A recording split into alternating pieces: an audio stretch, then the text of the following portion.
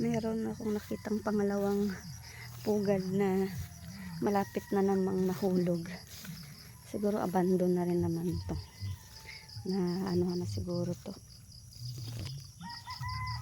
Napisa na. Tsaka nakalipad na siguro yung mga ano niya, sisiw. Ayan o. Siguro dito yan, banda, dyan. Tapos syempre lumaki yung ano, tumaas yung sanga hanggang sa ito na lang yung ano niya, kumakapit sa dulo ng dahon. Tingnan natin yung loob kasi ito yung harapan niya. Ay, parang bago pa siya. Bago pa lang. Bago pa lang siya. So, ano siguro, nalipad to ng hangin. Kasi wala namang laman.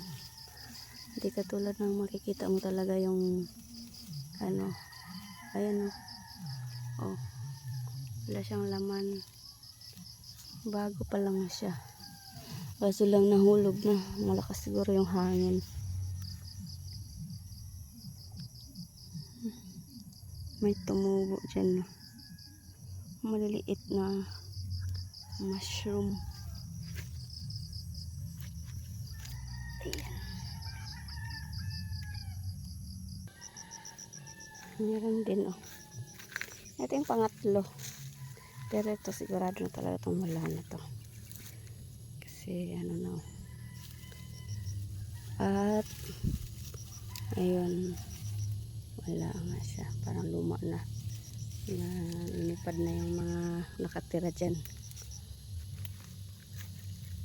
Dito naman sa amin. Maraming pugad ng ibong maya.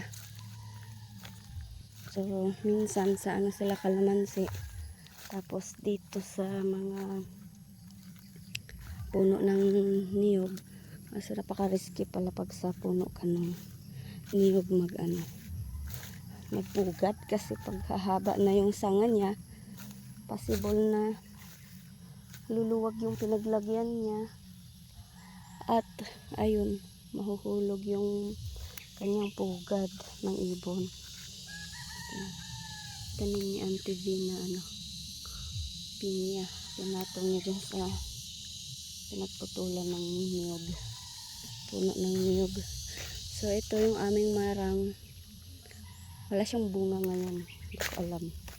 Yung mga prutas namin dito wala masyadong bunga, hindi sila masyadong nagbubunga ngayon.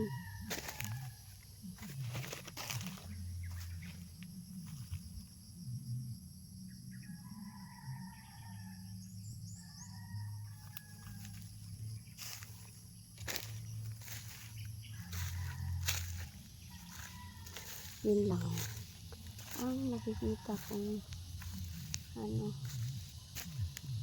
mga pugad. Marami dito, kaso lang wala na mga laman. Ay sayang, sabi ko na nga ba, hindi talaga magtatagal ang ganitong puno ang ganitong kahoy ang gagamitin. Sayang, natumba na naman siya. Ito yung aming dragon fruit. Naputo na, bumigay na. Sayang yung aming hindi pa nga nakapagbunga bumigay na siya.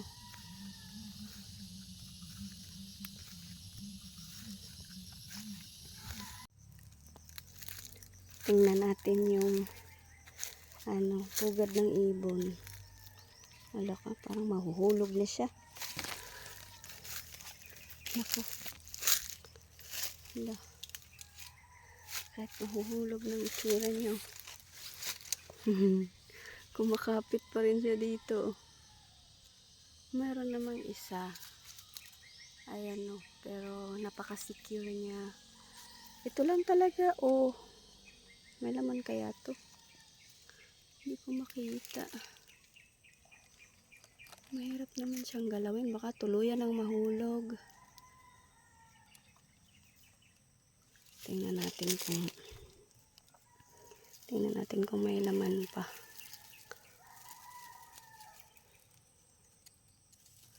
Ay, wala na.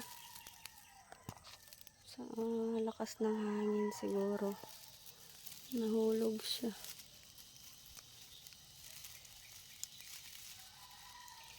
So, wala na siyang itlog. Matagal na siguro to. Ayan, wala na siyang laman. Na-abandon na.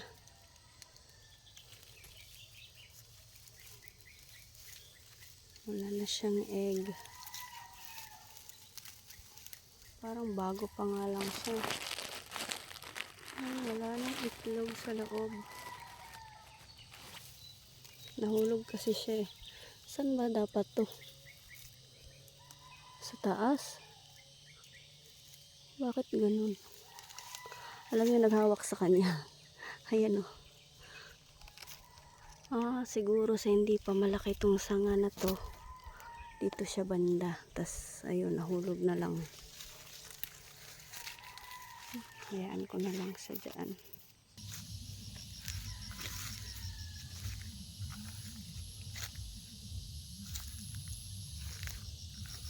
Sayang ang aking dragon fruit.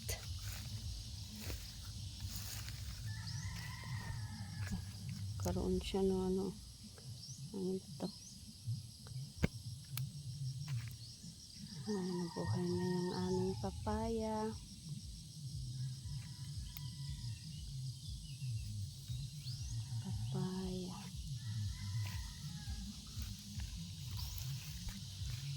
Papaya, ayan pa.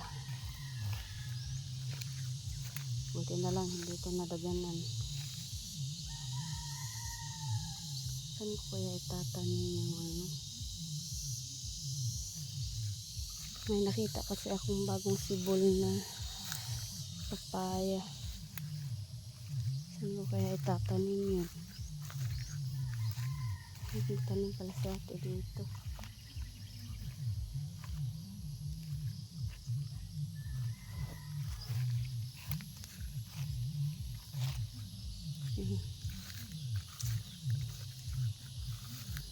Papaya, nahinog na siya. Ang cute.